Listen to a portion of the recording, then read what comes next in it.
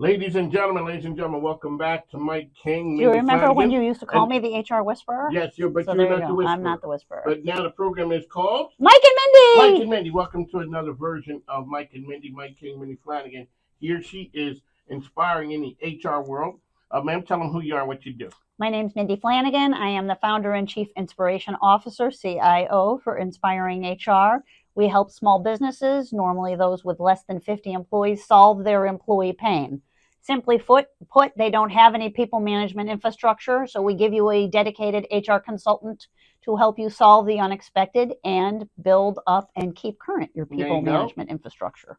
And you do HR differently. That is why years ago I met you, and who would have thunk it that we would be here now talking HR. Modern day workplaces, Mike. We're after modern day workplaces. So now we never, I don't want to say this never, but a lot of times we come at this with a fresh perspective.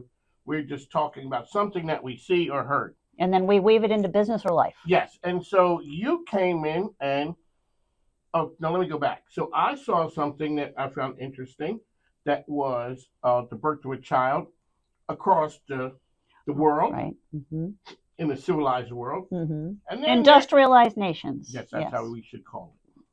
And then we see the United States of America. Last. In paid family leave or parental leave or anything like that. And I came, and that was something that I was going to talk about today. And you come in with what? Well, I wanted to talk more about for a modern day workplace, particularly at the rate of change that technology is putting us through. Why are we still dug into we've always done it this way? We've always done it and I thought specific of long outdated HR policies that still seem to find their way into employee handbooks. And the reason that's why? Because we've always done it this way. We've always done it that way. Yeah. So to give you an idea, I used to be in technology. I was a sales rep in technology. And the IT folks would always say there is a computer in the corner. And what does that computer do? I don't know. But the guy who I took his place told me, don't touch the computer. Don't touch it. And when that might have been 2 or 3 people ago, because we always done it that way. Okay, man. Besides, back then, HR people weren't even, or salespeople weren't even supposed to be in the office. No. So like the 10% of your week that you're in the office, there's a computer in case you're brave enough to touch it? Yes. Okay. Because we were handshaking, kissing babies, and all that. Right. Okay, ma'am. Now you're going to tell me why we've always done it that way, your concerns there. And then I'm going to tell you the error of your ways, because we are America. We're America. The error of my ways. We're America. Okay, well, let me pick on something easy. Okay, here we go. I'm going to pick on the bereavement policy in the employee handbook. Yes, okay. We know what this is for, right? In the event of a death of an immediate family member, you get 3 paid days off, in addition to vacation or PTO. 3 whole days. Yes, 3 whole days. Yes. That doesn't work for me. And I will admit, as a business owner, I didn't think to do this differently until I myself experienced loss. Okay. My mom died unexpectedly. I'm running Inspiring HR. Now I got to go up to Syracuse, New York, and I say to myself, what if I was an employee? 3 days wouldn't even be close to enough for what I had in front of me. And then I paired it in eventually with the modern day workplace, and I thought to myself, where did this 3 come from anyway? And it turns out it was just sort of a made-up number of days for the average amount of time you need off when, wait for it, in the 80s, we all lived close to our parents. Yes. Many of us do not live close to our parents or any other family members for that matter. So when you need to get on an airplane, go to a memorial service, go to the burial, go to the funeral, do the things, not even thinking about funeral planning or anything like that, 3 days is not enough. 3 days is not enough. And now, ma'am, let me just add fuel to the fire, which makes it even worse. You're going to give me the capitalism answer here? Oh, no, not yet. I'm on the bandwagon with you. Okay. That I'd heard, and there were places where you had to bring the obituary to work. Sure. We see that still. Terrible. What? It's the same as... You're acting like that's... Really? It's so out of poor taste, but yeah. That would be a sign of you're not a modern day workplace. If your policy, forget the 3 days for a minute. If your policy said, we don't believe you unless you bring the obituary in, I don't know how long you're going to be hanging on to those employees in a modern day workplace. Okay. Well, back in those days, maybe highly insulting. It is highly insulting, but people didn't move around. And the company a lot of time had to leverage on people because we worked there my grandfather worked at Atlantic Richfield for, I don't know, 40 years, and my grandmother was just like, well, his record wasn't perfect. He was late one time. Late one time?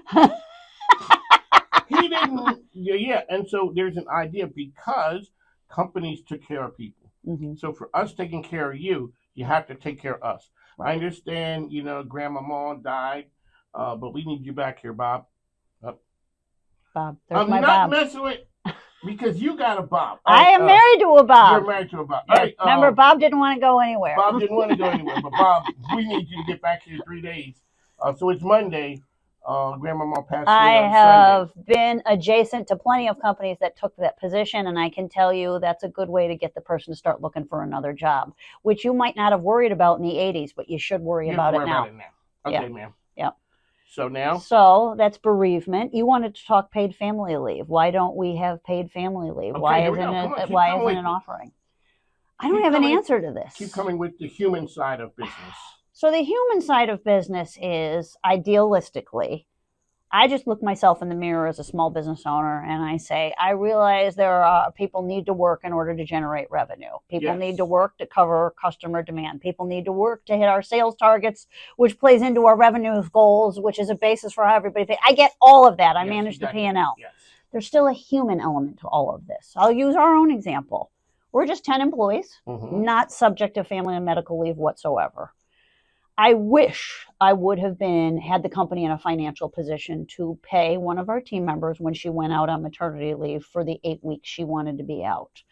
Just don't have the funds for that. And what gets tricky in the United States is if I do it for her, then I do it for everybody else that follows her, right? So we're in this precarious spot of, do I have to be mandated to do the right thing, which means the company's got to be out of pocket?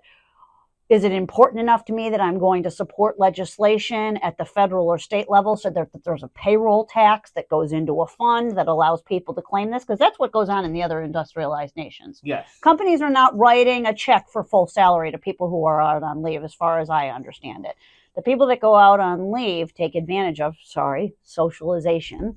And there is a fund where they apply for benefits. And in France or Spain or whatever other industrialized nation you want to talk about, the government actually pays them a proportion of their wages for the 12 to sometimes a full year. A full year. Yeah, 12 weeks all the way up to a year that they're out raising that child.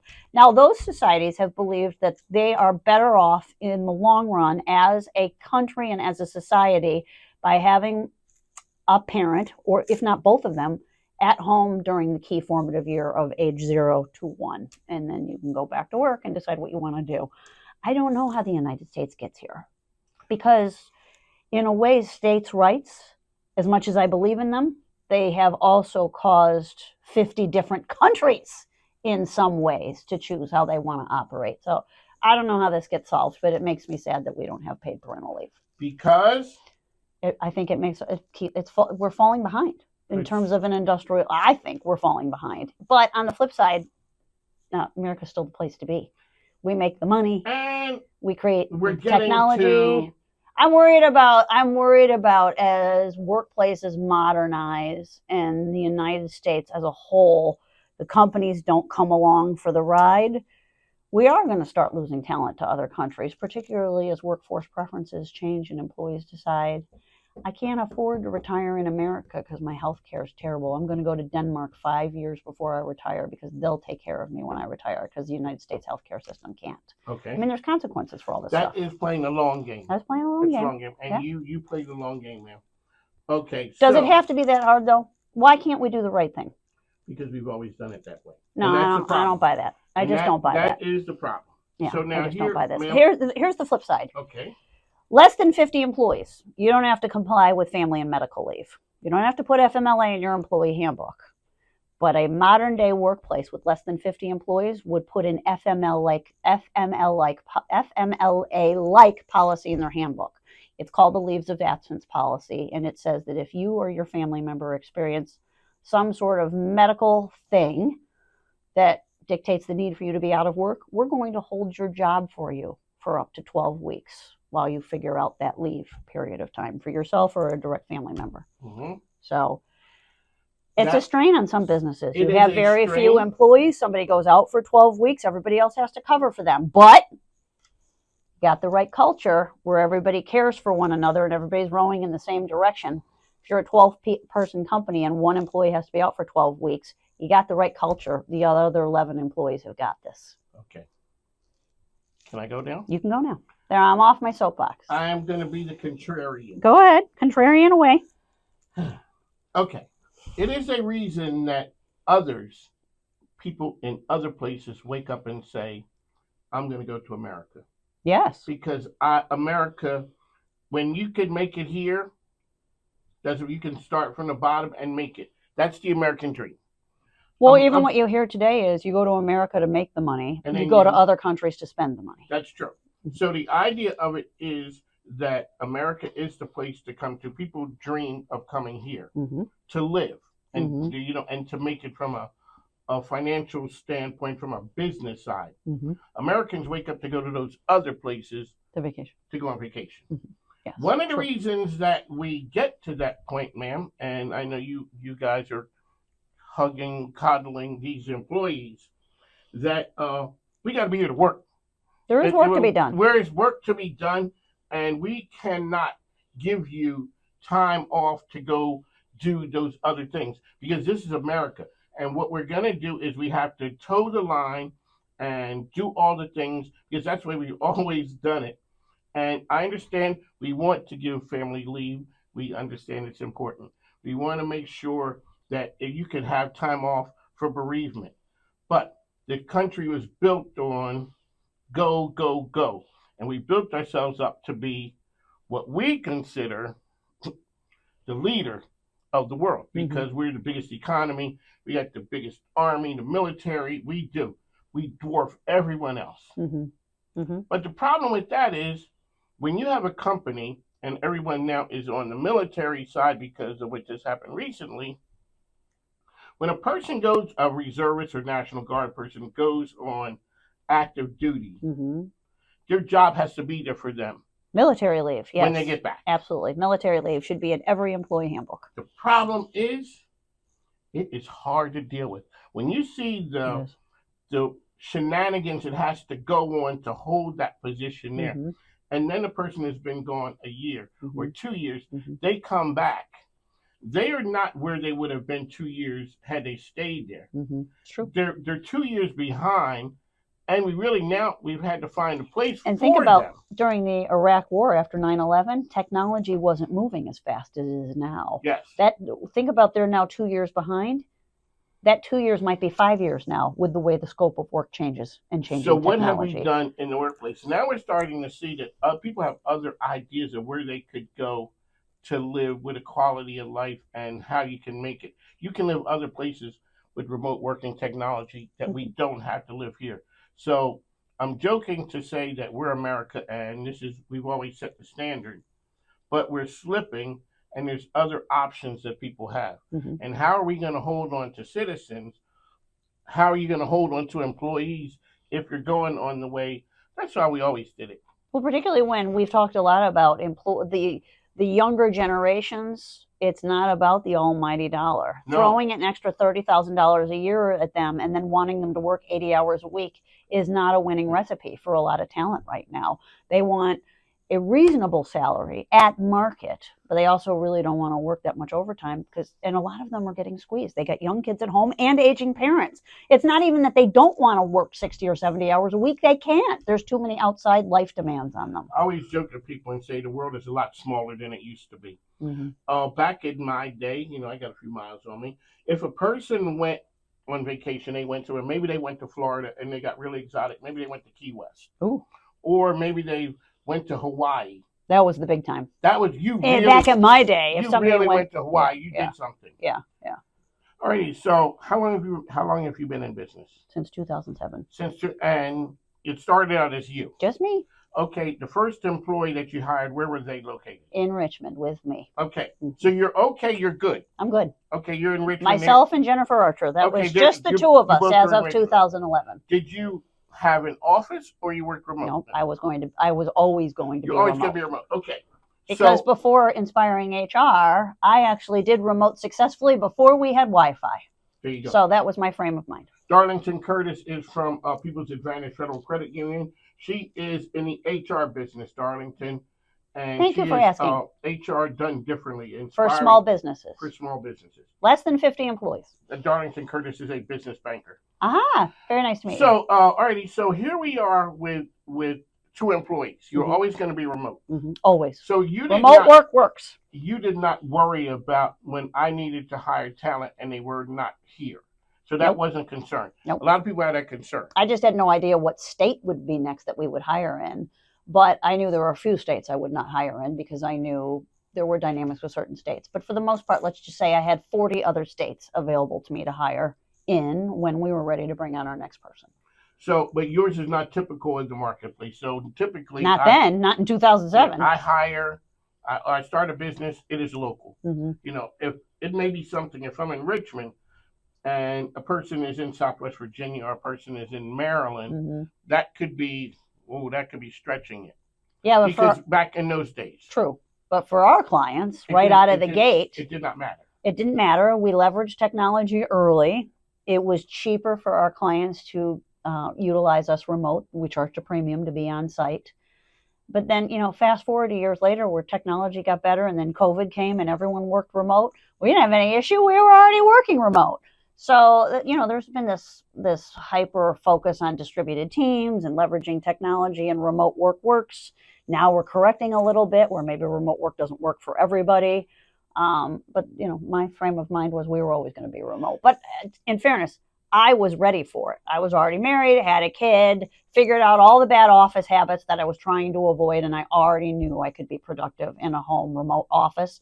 And then I wanted to replicate that for others who were looking for work-life balance. There are certain people, and people who've been to the studio know and understand. There is something that I like about being in the office. You get an energy from it. There's an energy from it, and there's an energy, there's a synergy. There is something about building esprit de corps, whatever culture, whatever you want to say about it, that is harder, and you have to be more intentional when I'm here, she's in Texas, Bill's in Denver, everywhere. How do we make sure and get good corporate culture? And that's what you have to be intentional. Because there's not a single morning I don't wake up and think, what's an inspirational praise, recognition, inspiration, something I'm going to put on Microsoft Teams today that's going to lift everybody up for the day. I wake up with that thought every single morning because Teams is our ecosystem for how we all interact with each other all day long. All right, that is Mindy Flanagan. The name of the program is Mike and Mindy. Mike and Mindy. That is HR sales done differently because we're different. What we come to you here with is a different perspective on issues that are touching the workplace. I want to get you fired up. What else is outdated in your mind in an employee handbook? We talk about open doors sometimes. What else? Open door. The other one could be a person starts a business. At what point do they need HR help? Now, a person I know, shout out to my attorney, Khalil Perrine. You always say, hello, Khalil. If you think that you need an attorney on Tuesday, you needed them last week or last year. I don't know if that's really true with HR. I don't know. So when do I know that I need to put some HR type things in place? Well, I'd have in true Sandler sales form, I have some qualifying questions. My first question is, how many employees are on payroll? If you say 2, 3, maybe 5, my next question is, are you outsourcing payroll? If the answer is no, start there. Do not get HR until you outsource payroll. Seriously. So payroll There's no reason to be doing payroll internally. I am personally not comfortable with you putting all that personal tax management risk on top of whatever office admin catch-all that's supposed to be the glue of your operations team. Outsource payroll first, then start figuring out what's more important to you after that, benefits or HR, or benefits and HR. Outsource payroll first, because who you choose to outsource payroll to will dictate how you might want to leverage technology to make some of your people management processes paperless. Payroll first. HR mitigates. You know why else you do payroll first? When it comes to the employee experience, you got to get their paychecks right. If you're not getting their paychecks right, they don't give one damn about HR or benefits. Get their pay right. I was at a place one time, I think I told you, and I got hired right before Christmas. And they were going around to everyone in there, here you go, here's yours, here you go, here's yours. And they were all at the conference room table. I'm off to the side because I'm the new guy. They walked over and said, here you go. Man, you know what that felt like? Felt like, man, this is the best place in the world. Because, I hadn't thought about why would you, I just started here.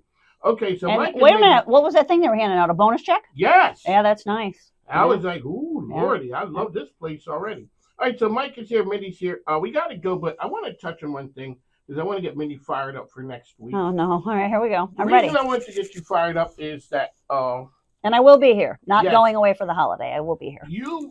So what we're talking about is HR, the person who is the catch-all. They are... Oh, the office admin catch-all. Not just them. Okay. The person who is a coach, a consultant, doing a little bit of HR.